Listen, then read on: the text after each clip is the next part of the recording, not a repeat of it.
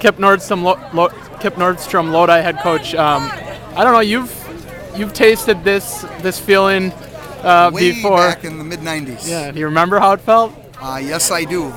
It's very satisfying, very rewarding to be able to say that you are amongst the best teams in the state. So, yeah, I'm going to enjoy every bit of it.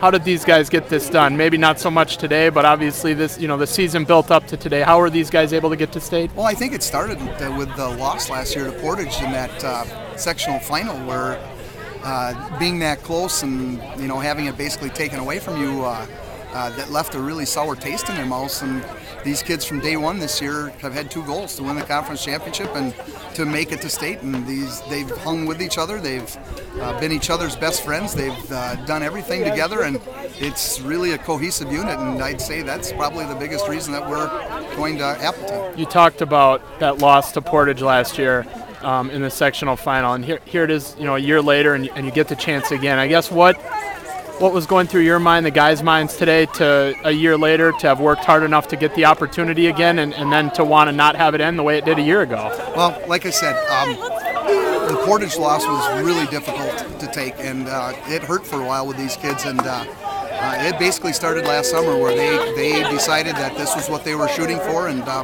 I guess as far as my thoughts go, with Fred and Donnie on the mound like they are, like we've said, we'll take our chances against anybody, and if we play good defense behind them, I liked our chances all year.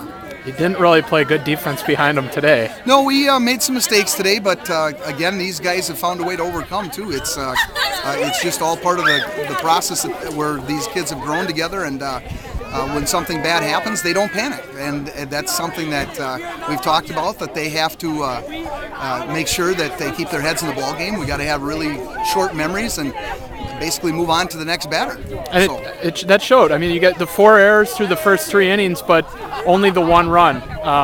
So you managed to work around 4 errors and not really get snake bit by it. How fortunate did you feel, I guess, to come out of that with only allowing the 1 run? I guess quite fortunate in the fact that we know that Wisconsin Dells is a real fine ball club, and they've been hitting the ball well all year. So to have guys on base like that, and fortunately had that ground ball, we were able to turn the double play to get out of the 1 inning, was real big for us. And again, these kids have just stuck their noses in there and hung in there and found a way to get it done. And I guess when you have to make extra outs the way you guys did today, it helps to have Donnie Mankey's pickoff move. Boy. Yeah, it does. It's just I can't say enough about what he's learned over the years and what a quality move that is, because it is a neutralizer where it basically takes away the other team's running game. And again, he was on today, and we've had this conversation before where I've talked to him about sometimes I swear he allows people to get on base, or the team allows people to get on base so he can just pick them off. But no, that's not what we're trying to do. But anyway, he's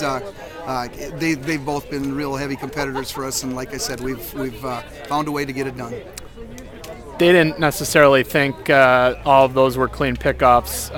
That's just one of those moves where one side's always going to think it was a balk, and the other side. I mean, how close is that move to being a balk? One thing he's learned over the years is that there is a 45-degree angle where his front foot has to land. He knows he can't cross that back leg, but has to land within a 45-degree angle. And again, one of the things that I see is he's able to look at the plate before he goes to first base. And if you watch runners, they're actually looking at the plate for the ball when it's actually at first base, where they haven't even known that he's thrown it over there. So again, it's a move that he's developed with his pitching coach, and over the years he's turned it into a real good one. The way the game was going, it felt like he gave up more hits than he really did.